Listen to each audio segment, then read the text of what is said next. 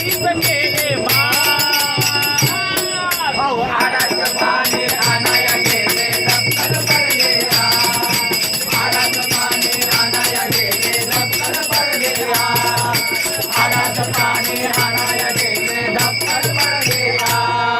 वरण केलं पातळ झालं वरण केलं पातळ झालं वरण केलं पातळ झालं वरण केलं पातळ झालं वरण केलं पातळ झालं वरण केलं पातळ झालं वरण केलं पातळ झालं वरण केलं पातळ झालं वरण केलं पातळ झालं